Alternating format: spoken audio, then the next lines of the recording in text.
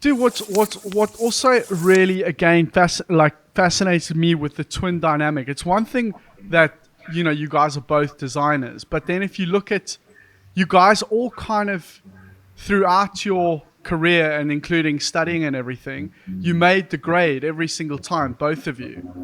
What like is that just was there ever a moment where the one really had to help the other one along and say, listen, this is what you got to do to get to the next level? I don't think so. I think we've always progressed individually.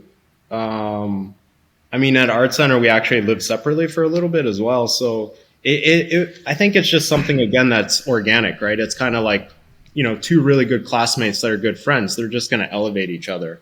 And I don't think we ever necessarily felt one was lagging behind the other or anything like that. So I don't know. It just grew organically. I think from my perspective. Yeah, I mean, I would pretty much echo that. I mean, it's just it's hard to fall behind also when you're hanging out and working with somebody all the time. It's like you kind of grow together organically. It's like kids who grow up motor racing. They're all in F1 together. It's like you just grow together. I assumed correctly, and I don't know why it was, but I assumed that you guys were Russian, right? I mean, which is half true, as I understand it. I don't know where I got that from because it was from the days. There's two things. I assumed correctly that you guys have Russian heritage. The other thing was I didn't know about you, Iliya. I only knew about Nikita because I'd seen his sketches online. I didn't realize that there was two of you up until a year ago. So I guess the question is I'll leave it up to you to explain the Russian heritage. Okay. Well, there's actually a third one, Sam. He's locked in the basement. He does all the work. Yeah, he's just ugly, so we can't put him on camera. So you guys are the marketers, basically. Yeah. We're the face. He's the real. Okay. Very good. He's very the Quasimodo. So yeah. It might be the one you heard about that sits in the dark corner. Yeah, I mean, our history is complicated. It's long and winding. We were born in Ukraine, actually. And then basically our parents, I guess, kind of escaped the Soviet Union or whatever, and kind of went to Canada when we were super young. I think it must have been 2 or 3. So we don't have a lot of memories. We lived in Turkey for a little bit before we went to Canada, I think for a year or something like that. And then, yeah, they came to Canada with $20 in their pocket and built whatever business and stuff and got jobs and developed a life, and pretty crazy story. So yeah, we just reaped the benefits of that. Basically, we grew up in Canada, obviously a socialist country. And yeah, no, we had really good education, and then eventually went to a private school. And yeah, I mean, at some point just decided we were going to be car designers. But yeah, it all starts back in Ukraine and Russia, and that's where we get our names from. My mom's side is heavily Russian, and yeah, her dad was Russian military, high ranking, and yeah, there's a bunch of crazy stories with that too. But it's a wild history, yeah. But you guys can still freestyle in Russian, though, right? Yeah. So when we grew up, our mom taught us Russian. So to this day, she speaks Russian to us. So yeah, speaking, we're super rusty though, because we never talk it. My mom will speak Russian to us, and then I'll just talk back in English because I'm terrible with languages. So My son does that as well. He's 2.5, and my wife is Polish, and my daughter absorbed Polish pretty easily and German as well, but English is the main spoken language, and my son just speaks English to everybody. He doesn't we live in Germany, and he goes into kindergarten and he just speaks English to everybody, and it's I think boys are lazy. Yeah. That's pretty much whenever I travel, whenever we went to Italy, when we studied there, it was just like you can get away with speaking English. It's just like getting away with murder. It's just the easiest thing to do, and like everyone speaks it, and it's just you can cheat. It's not really fair. But so you guys obviously know Ivan Shmatov, right? Sell Porsche to buy. A little bit. Do you speak English to him, or do you guys talk Russian? I've never actually had a conversation with him. I've just texted. So I text him in English. He texted me in Russian, I think. Something. Did he? Yeah. Okay. I think he was like trying to come up with a phrase or something. Okay. Well, that's the wrong person to talk to. Right. Listen, some people are going to get irritated for me just going off on a tangent. So we need to get down to the nitty gritty. Sure, guys, I read. I didn't know that you guys did a stint at IED, both of you, and that was when you were pretty young, right? Were you guys like 15 or 16? Is that correct or not? Yeah, something like that. Yeah, I mean we're high school dropouts, Sam. So real pedigree here. Yeah, we basically quit high school at 14. They kind of is that no bullshit? You serious? Yeah, so I mean it's a little more elaborate than that, but basically we were going to a private school, and then my parents moved out to like the country, and so we were going to a rural high school. It was pretty rough, and we felt like we were being dragged back into like kind of the Stone Age. And my parents were super smart. I think they both have PhDs, so they took it upon themselves basically to help us with our dream, which was to be car designers, and my mom, she has a PhD in wave theory, so she's super smart with numbers.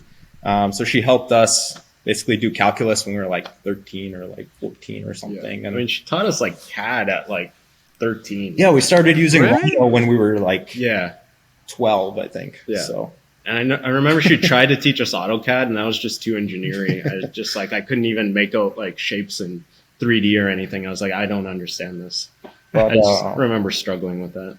Yeah, anyway, I mean, we basically tested to like grade 12 in that rural school, and they were like, okay, you can kind of just finish your education, like doing partial homeschooling, partial coming to school and doing tests. And then that kind of just fell by the wayside, and we were just like, I'm going to draw all day. And yeah. And then we took some SATs. We took the SATs, which are big in America because you got to do that to get into a college. So we took those, and we actually scored the same exact score, which is weird. Promise we didn't cheat. And then, yeah, we sent portfolios to a bunch of schools. At the time, we don't come from a super rich family. So Art Center was off limits. CCS was off limits. And obviously we were super young. So my parents were like, well, you gotta test it somewhere cheap, kind of. And so we applied to Coventry, a couple other schools. We actually got into Coventry. And then they found out we were 14, and they were like, yeah, no, you can't. So yeah, that was kind of a sad day, because then we basically had to go to Italy. We got accepted, I think, into both of those Italian schools. It wasn't a sad day. Well, it was kind of sad. So we had to learn Italian. It was more difficult. Yeah. Not the first choice, but it turned out awesome. We moved to Italy, when we were 14. We did, I think, 3 or 4 months of just Italian lessons before school started. Yeah. And jumped in there with all the other guys, and tried to learn. It was very different than like North America, obviously. For us being that young as well, it was difficult, but it was at the same time amazing, because it was like we did what we wanted to be doing. Like we weren't stuck in some high school history class. Like we were drawing cars. Yeah, that's so awesome. Yeah, and I mean our parents enabled it, right? They moved with us, so they got a place. I mean, you can't just send your 14-year-old kid, So. Yeah, they helped us, even though I would say they weren't super supportive of it. They were just like, they probably thought it was a phase and then we'd become lawyers. But we never grew out of it. Jeez, that's awesome. And what exactly were you guys, what did you do in that year there? Was it like a foundation course? Yeah, it was foundation. So I think I just remember A lot of lines, straight lines, a lot of circles, ovals, and just like, yeah, the basics really. It was very, it was tons and tons of pages, like hundreds of pages every week. And, yeah, just foundational stuff. We got to do cars and some kind of illustration stuff at the end. Yeah, it was some really, really basic packaging, stuff like that. Yeah. Fuck. Dude, it's, I mean, that was a smart move at the end of the day, because I think it really, like, you know, that probably really set you guys up. Not just, I mean, like your start at Art Center, like you guys must have already been ahead of the game by the time you started there, no? No. No? I mean, I think when we came into Italy, like we were not great. Like, I mean, our art teachers, even like when we were in like high school and everything, they like said we'd never be car designers. And like, we're like, Really? Yeah. They were just like, you guys suck. Like, pick something else. So yeah, our art teachers have always kind of told us we suck. And then, yeah, in Italy, we weren't near the top of the class. There was kids that, I mean, that's like, I think, a reoccurring thing. There's always way more talented people and everything, especially in this industry. There's so many talented, skilled people. And then in Art Center, I think we had drive, ambition, and work ethic. Partly because we were so young. We just sat around and drew all day because we were like, I can't hang out with all these old people. Like, they're so much older than me. And, like, we're super socially awkward, like not unsure of like how we fit into the social pecking order and everything. And yeah, it was a lot of just work to try and catch up, I think, in Art Center. I mean, at least for the first like 4 or 5 terms, something like that. I mean, we struggled. Where does that drive and ambition come from? Were you guys aware of the sacrifices that your parents made to move to the other side of the world?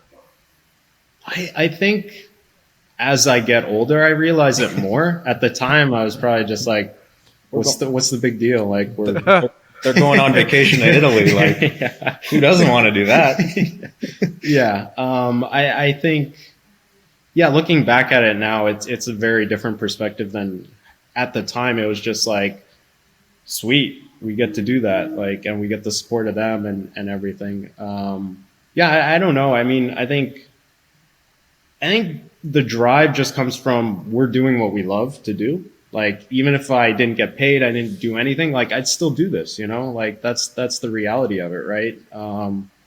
You know, we obviously played hockey as kids in Canada, and we were pretty decent at it. But, like, when it came to work ethic and, like, working out or, like, training, it was just like, no, screw this, man. No way. Yeah. I'm not going to the gym. I'm not going to put in those hours. And, yeah, I think it's just design is a passion, and we love it. So, sorry, I'm aware that my thing is blown out now, but it should calm down. Its software is fucking terrible. That's why we've got the DSLR. I know it's super awkward. Pretend we didn't see anything. Like, it's all as normal. So listen, I'm not going to go through your whole bio, because you guys have, like, I mean, as far as design goes, because you guys have done so much. But you guys studied at IED, both went to Art Center, fucking killed it, and then you both started out at Kelty. Yep. And then Nikita, you stayed. No, Nikita, you moved on. No, did I? No. We both did a year there at Kelty. Yes. And Ian brought us in, who you had on the show previously. And at the end of the first year, there was basically some visa issues because we're international, and yeah, you know, your employment, everything's tied to that. So there was some visa issues basically with Kelty, and yeah, Honda basically called and said, hey, we want both of you. And we jumped together to Honda. And did you say to them, we're going to interview as a team? Well, it's kind of funny. I mean, when we were graduating art center, it's funny. A lot of the instructors knew us, and they kind of knew that together we're kind of stronger than if we're separated or whatever. Like we build each other up. So even then, I think we had like 5 companies that were interested in hiring us together. Wow. So a lot of the people knew, I guess, yeah, that it's a benefit to have us together. So yeah, I mean, Honda, they did a really bold thing because, they were opening the downtown LA studio, and it's like, there were like 4 people there, and it's like, you hired 2 twins, that's controversial because it's like a lot of people will say, oh, they're the same, right? I mean, relatively to designers, we are the same, but I think we're different enough, but yeah. Do you guys live together as well, right? We do now. Yeah, we do. And are you both married or just one of you? No, I'm the only one who's tied down. Does your wife feel like she's married to both of you? No, she probably thinks I'm married to my job and my cars. Okay. And then no, I mean, she's super busy too, and she does her thing. So I don't know.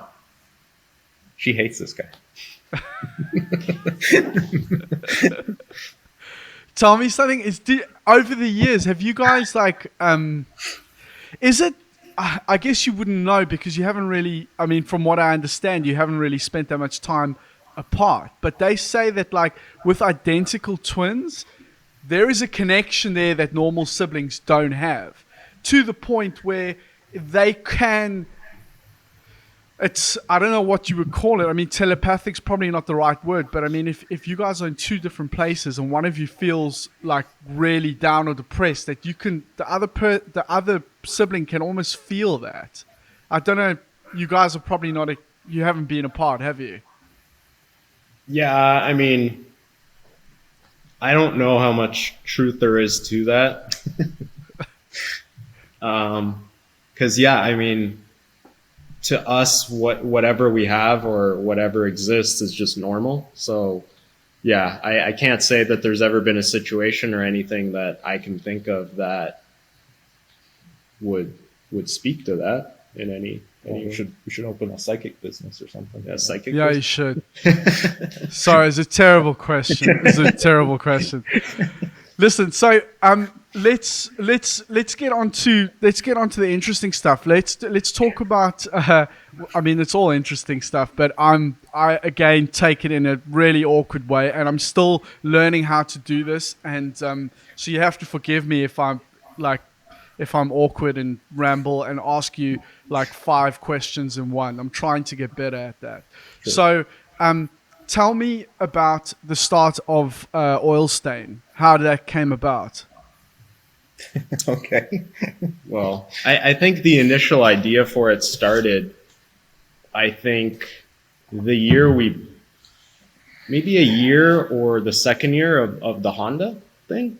First year. Yeah, and basically we thought of the name, thought of the concept, thought of kind of what it's all about. Didn't have any products in mind, didn't have any clue of where we're actually going to take it. But we just liked the name and this idea of having something that, we could basically put our creative juices into on the side of things. And then we realized with our legal standing, we can't actually do anything in America. We can't own a company. We can't do anything. So then it became this journey of trying to get green cards and getting that all set up so that we could do this stuff. And so it came to fruition, 3 years ago now? 2 years? 3 years? I think 3 years ago. 3 years ago. That's when we could officially start it. It became kind of just our little baby in terms of where we could, in our off time, so to speak, we could do design projects, we could do our own personal kind of interpretation of things, and just kind of, I don't know, work with other people outside of our regular day jobs, you know, to do cool stuff. So it's exponentially grown for sure now. Yeah, and it was also supposed to be a bit of a shield so that no one would really know who was behind Oilstainlab, but that's changed a little bit. But yeah, we still prefer not to be in the spotlight. It should be about the company and stuff. So that's why, yeah, you won't see too many pictures of us, but yeah, it's growing slowly. The only thing that I knew about was the Half11, but I seen that you guys are doing. There's quite a lot of other things that you guys are doing. Can you talk about some of those projects? I mean, we can talk about some of the stuff. Some of the stuff's obviously, you know, guarded by NDAs or whatever. But no, just if you were explaining to somebody, if somebody said like, "What is Oilstainlab?" Okay. What would that be? That's what I mean. Yeah, I mean, we're basically Oilstainlab's a design consultancy at its core. Primarily, the you know, we have this history of Italy, so it's this coach building tradition, right? And then we went to school here in Art Center, so we have this Hollywood storytelling, you know, flash and spice and all that stuff. So we want to basically combine all that, and then obviously the skill set of automotive designers, I think, is quite high. You know, we're in terms of form development and branding and stuff, a lot of us are very talented at it. So we basically want to offer that skill set to non-OEMs and non-car manufacturers, right? So people that are developing, you know, for example, like Electric GT, they're developing these electric engines that you can swap into your old cars. So we work with them basically to develop like a cool sort of aesthetic and some branding and just create some imagery and, you know, just make everything kind of a little bit more cohesive and yeah, help smaller brands, you know? The thing is, a lot of people, there's a lot of people in our community that would like to say that they do the same thing as you guys do, and I wondered, like, how is it, like, how do you guys actually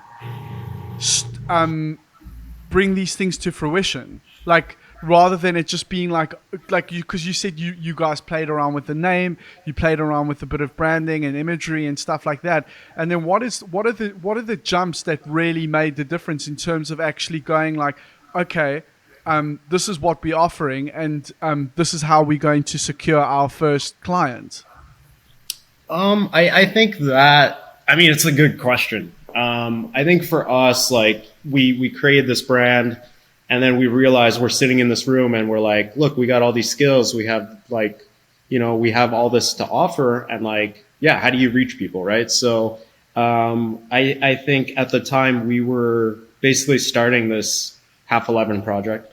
And it was, I mean, we'd been working on it for a little bit behind the scenes and stuff. And we decided to basically make that a visual kind of business card for the business, right? And, you know, slowly started on Instagram and started kind of, you know, posting some stuff. And a lot of the contacts just come from that. Just, you have to get yourself out there. You have to put something that interests people, that piques people's interest. And of course, at the start, like, people looked at the first posts and stuff, and they were just like, what the hell is this? Like, what's going on? Like, I'm so confused. Like, there's weird history here. There's all sorts of, like, just like nonsense, right? And again, that was kind of our angle, our way of providing something that no one else is really doing, right? And so it's our unique kind of selling point in terms of the hook that gets people interested in the brand. Can I just ask you on to that point? Like, I noticed that history was in quotation marks on your website, and there's some very believable but confusing imagery that I've seen online where I'm like, I can't work out if it was done in the 1930s or if that's something that you guys have put together. And also, please excuse my ignorance, Was there a Half11 project that Porsche actually did, or was this something that you hypothetically, did you create your own fictitious history? Is that what it is? I mean, you'd have to ask Porsche. I mean, Yeah. we're going to defer to them. They have a secret bunker, so we don't know. It might have been. Could have been. Oh, Jesus. No, I mean, it's all our sort of creation. Yeah. I mean, an easy way to explain it is, you know, as automotive designers, we're basically working, 10 years in the future, you know, sometimes more on projects, you know, 20, 30 years, depending on, you know, what studio and what project you're working on. So, you know, if you're going to create this old car, how do you ground yourself, you know? And for us, it comes down to story and sort of building an architecture to tell that story that there's only like one real solution, right? Otherwise, we're fairly creative. There's two of us. Like, we'll come up with a million different body styles, different headlights, whatever. But if there's a story that we have to stick to, it basically grounds it and it limits what you can do.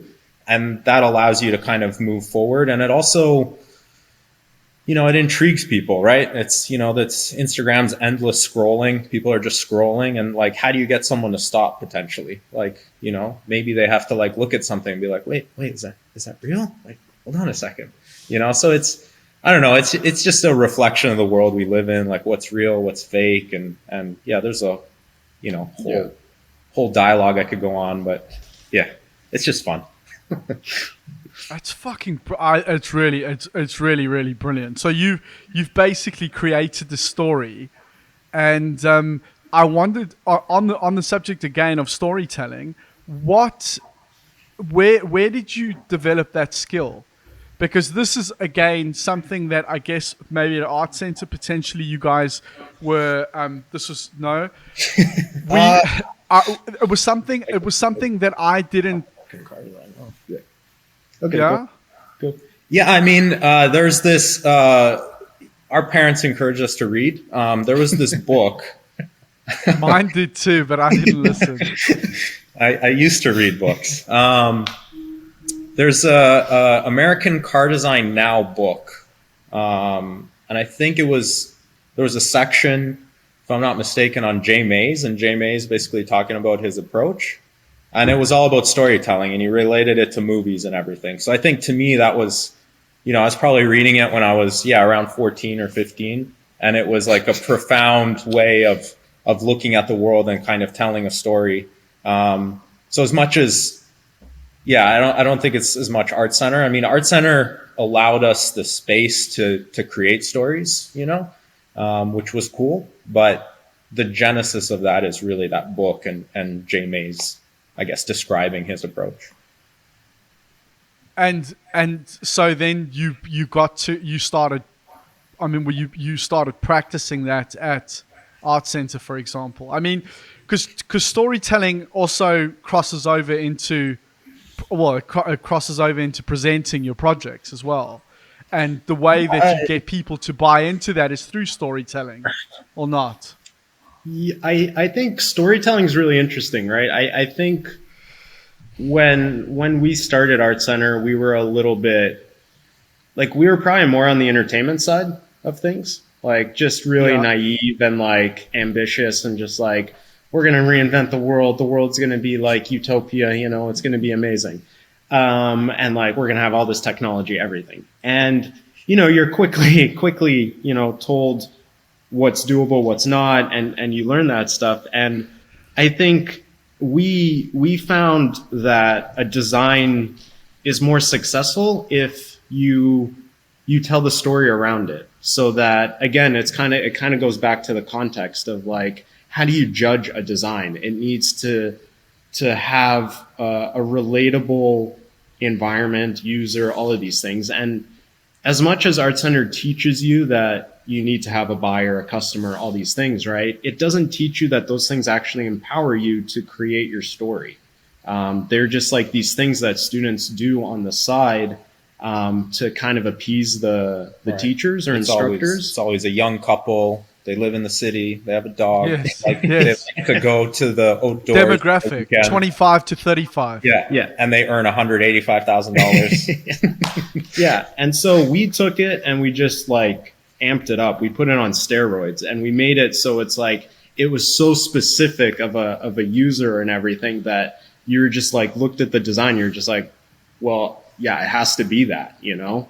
And I think that's where we found the power of storytelling to be really kind of a tool that we could use. Not just sketching and visualizing stuff, but yeah, the storytelling side of things. Yeah, pretty much. Yeah, it's just an anchor, you know, but you can use it before even you present the final design. You use storytelling. It's, you know, even as simple as day in the life, but yeah, basically create something so iconic that there's really only one design solution. And then, you know, people can say, oh, it's an ugly car, but it makes sense, you know? Yeah, it's true. But one of the great automotive stories is the story of Bugatti. And like, are you guys both fans, or is it just you, Nikita?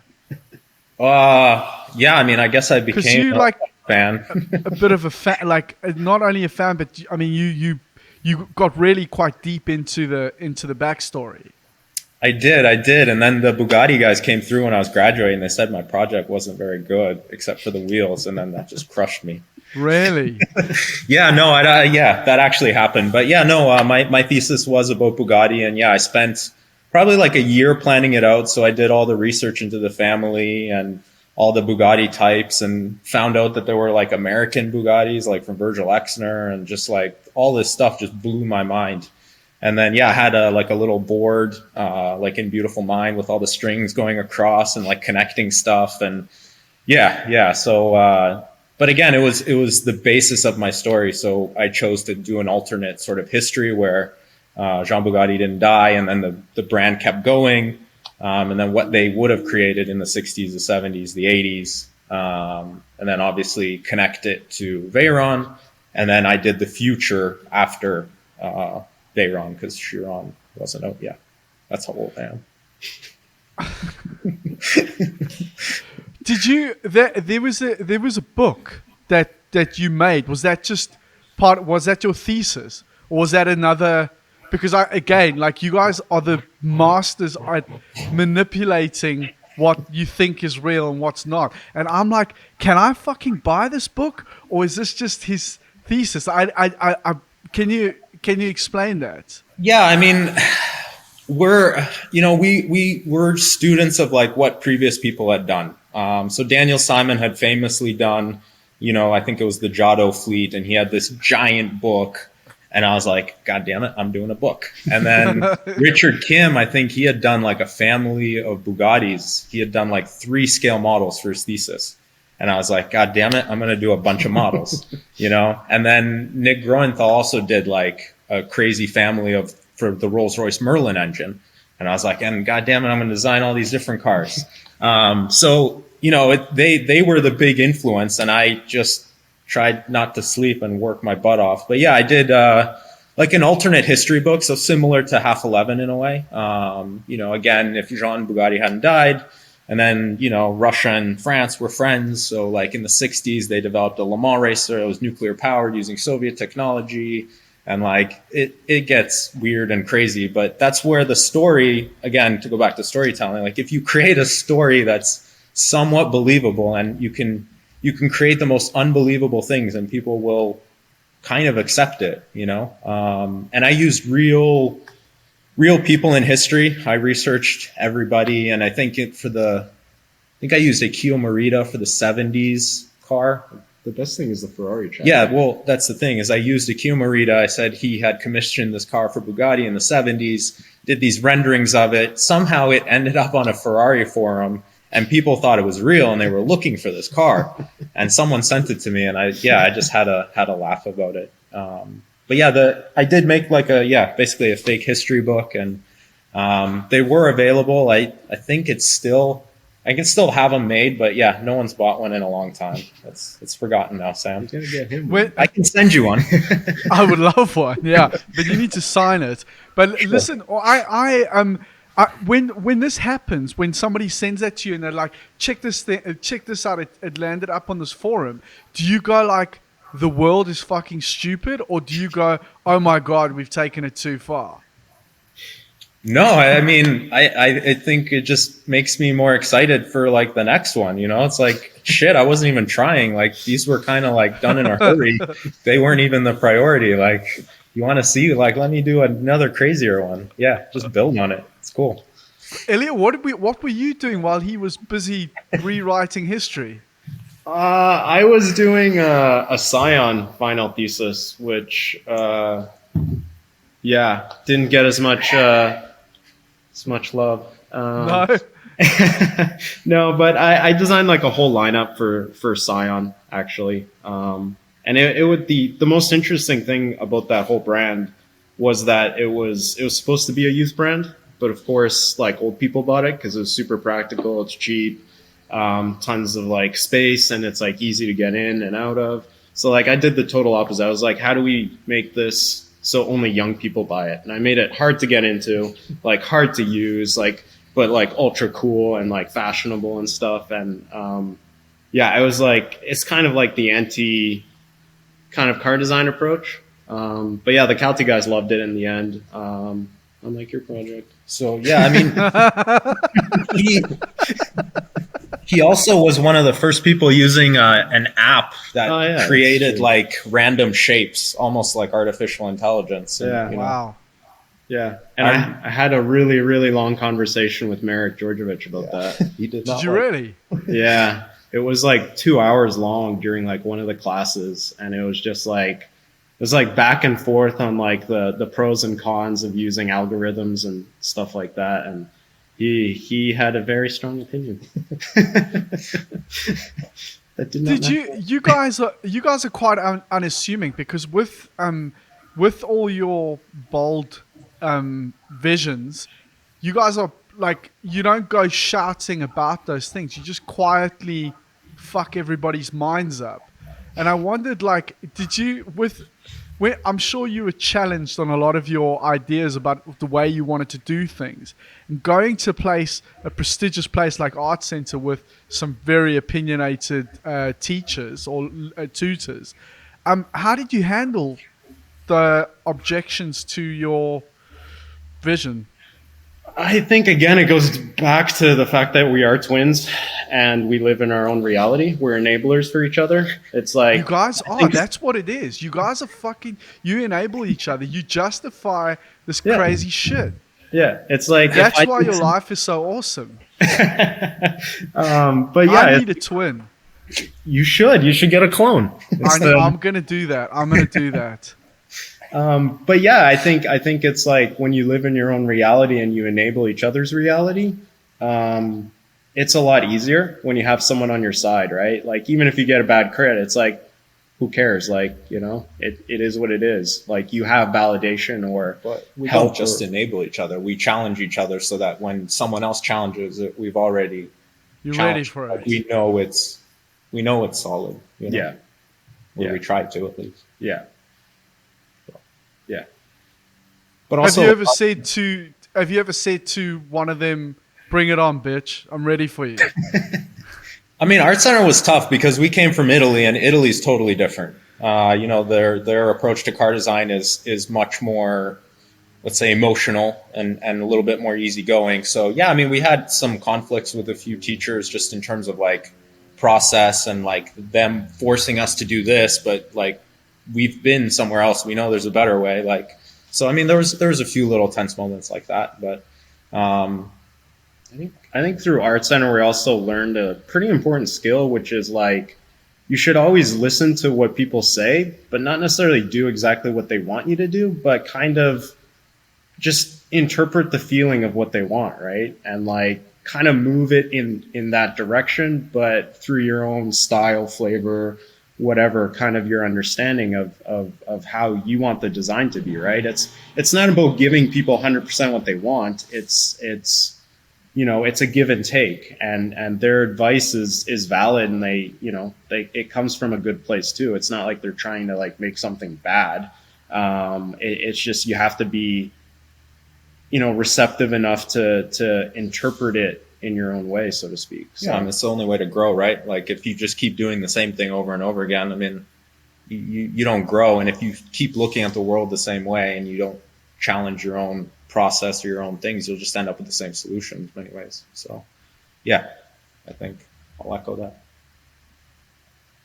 I think I have to say that's it seems like you guys have always had quite a strong sense of how you would go about doing that and challenging things, and it's quite a unique thing. But that said, I guess you guys probably picked that up a lot from being in different environments and having the insight to challenge things, because I think like it might be totally obvious to you, right? But I know that when I was at Coventry, for example, there was it was maybe a similar time to when you guys were studying.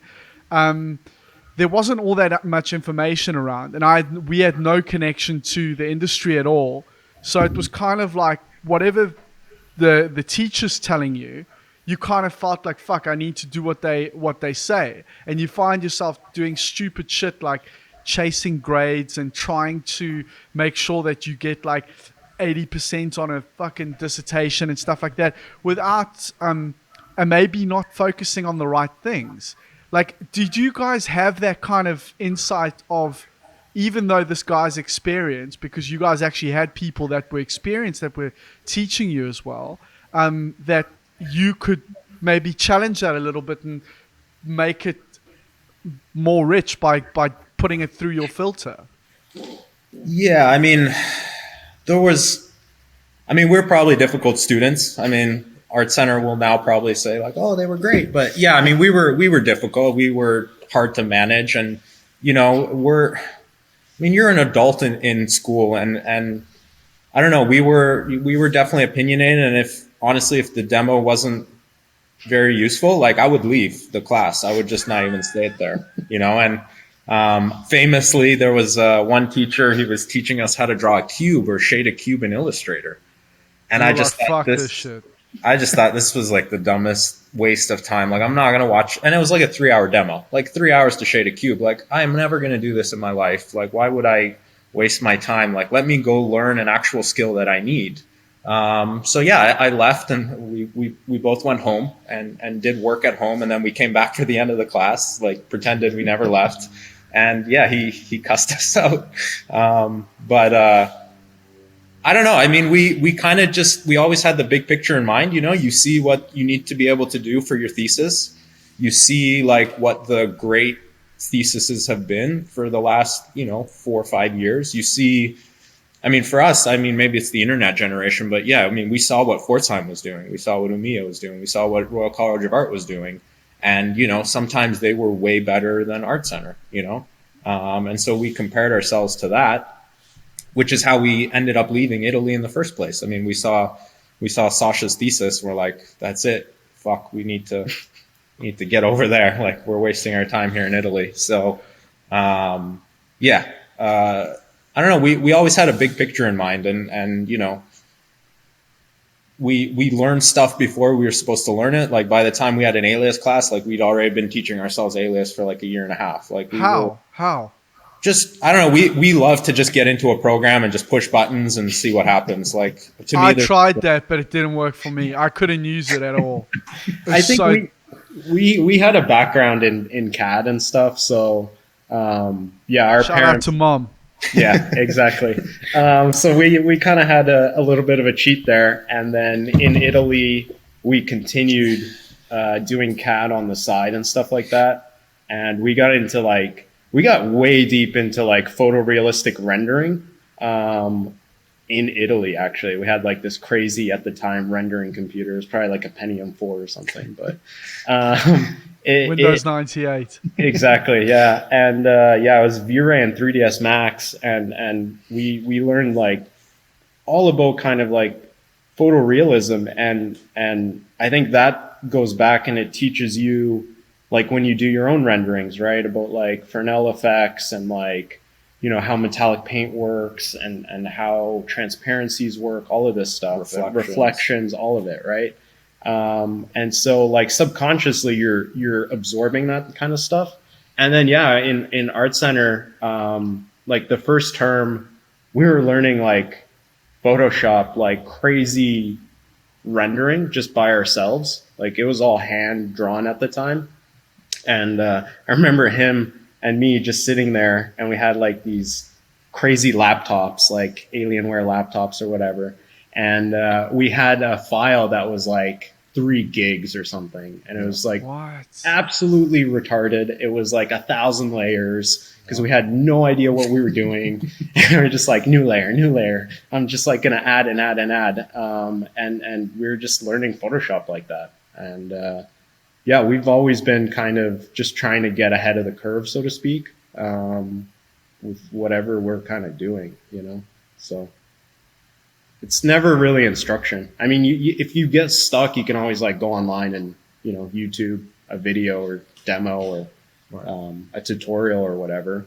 I think Alias at the time had like that little hot rod thing or something. It was like a little hot rod tutorial. Yeah, I there was a book called Learning Alias, which was like, it had a table and a lamp inside. It was very primitive, but that was where I learned the most from. I mean, I didn't learn it at school, so but it was mainly with primitives and stuff like that. You definitely don't learn how to make a body side with that book. Right. It was pretty terrible. But listen, the first time I came across your name was those renders that you did of the Vertibus, the VW bus. Oh, okay. And dude, honestly, I was just fishing them out today because they're still online, and I'll link that down so that everybody else can appreciate them. No. Maybe it's just me, but I still love them now, even today, and I'm a pretty fussy guy. Okay. They're really, really cool. And I think that, like, by as you're saying, by you guys kind of trying to get ahead of the curve all the time and doing stupid shit like creating 3 gig files on a Pentium 4, you probably you informed your own style in a way. I mean, it wasn't just you brought something new to it, even subconsciously. I think personal style is actually kind of interesting because we teach at Art Center now, right? And yes, like all the students are always like, "Oh, how do you get a personal style?" Everything. I think we have a really interesting take, and in the sense that personal style actually comes from doing things like completely wrong, and like the more wrong they are, but somehow palatable to most people, the more unique your style is. Because if we just followed all the rules, like we'd just be like cameras, right? Or it'd be like photocopy paper for everybody. But I think you have to do things wrong. I think you have to experiment, and it's just all about growth. I mean, that's probably the shiny phase, right? The Vertibus and all that. Yeah, that's the shiny phase. So back then, everybody sketched matte, and then a few of us at Art Center were like, screw this, like we're doing shiny. And it was Mike Kim was with us, and we started it, and the 3 of us were just doing these like lipstick red cars all the time. So but there was a minimalism about it as well. I mean, it wasn't all just, there was like a real balance. I mean, it's like almost like if you were wearing all black and just like a small accent of neon, it's like way too nice. So, but honestly, it's like, because you see, I've seen some of the, I worked with a couple of guys, at least one guy when I was at Volvo, who came from Ford, and they, at least then, they had to render in a certain way. Like everybody had to kind of do the same thing, and I was like, that's fucking crazy. But like, it's kind of that, but you guys did that, but with these like shiny effect. It was fucking cool. So it was really cool. Let me tell you something about that Volkswagen project. I did that on my internship in Santa Monica, and They literally told me I was not allowed to show my sketches because I was sketching in a different style. And so I had to hang my sketches. So it's funny you bring that up, because that was literally that studio. That studio made me want to quit car design. After about 4 weeks there, I was like, I fucking hate this. Like, I just want to quit. Like, these guys are so, like, I don't know. They're so, I'll be nice. No, don't. Be honest.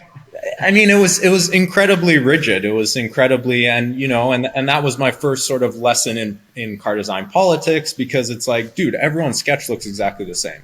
Like, the Passats we were working on, you couldn't tell who drew what. You were literally picking people at that point. Like, you weren't picking the best theme or the best design. And so, yeah, it was a very, and at the same time, it was the economic recession. So when I started, I think there was like 70 people working there. When I left, there was like 25. So it was Jesus. It was like a bloodbath, like, every day. And the work was, I mean, I loved the work, but it was just presented in such a dull way. And the Vertibus, probably, I don't know if you saw like the final scale model or whatever, the one with the little feet. Hold on, I'm going to look now because I've got that tab open. Okay. Yes. Okay. Yeah. So with the little feet, I actually did that after my internship was over, and I reworked that entire project to make it something that I would actually be proud of, instead of kind of what you had to do. What I had to do. But dude, it's still like, I really like the way that I mean, specifically the renders, but also the volumes are really cool as well. Really cool. So we can talk about that. But so now, Iliya, you are at Canoe, right? Yeah, I just started, I think, in December. So and Nikita, are you full-time Oilstain? What are you up to? No, I'm working with a little company. We're let's say stealth mode for now, but Okay. little startup. That's okay. So we're working, trying to change the world. Cool. And I wondered, like, how the fuck you guys fit everything in. Are you literally, because you're working full-time, you've got Oilstain on the go, and you guys are also are you both teaching as well? Yeah, generally speaking, if the classes are big enough, we both teach. Yeah.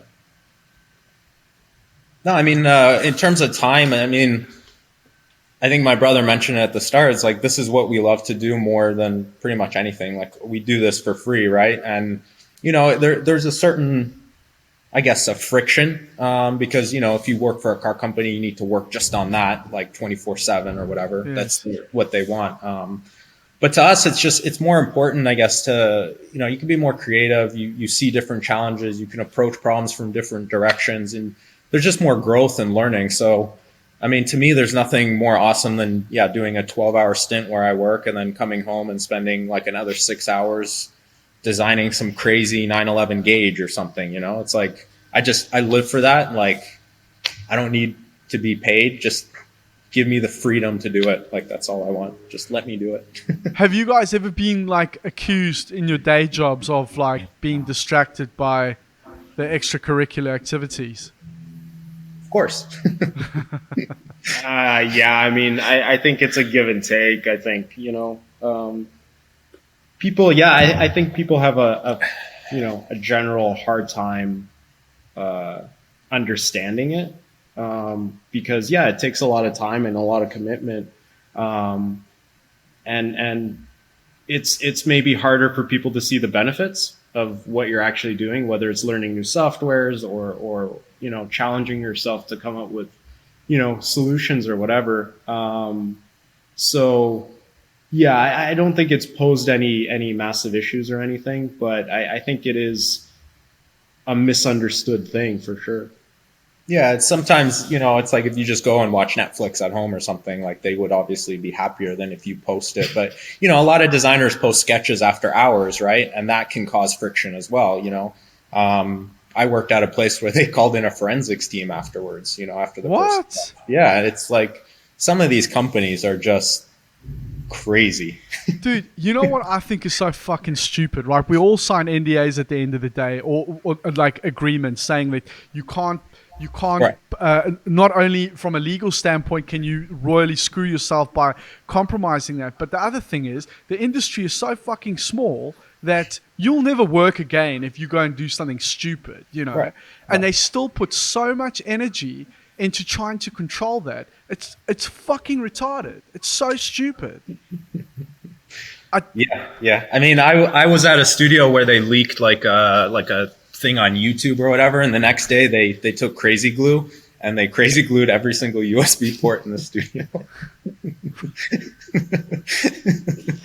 It's just, yeah, there's some weird things, you know.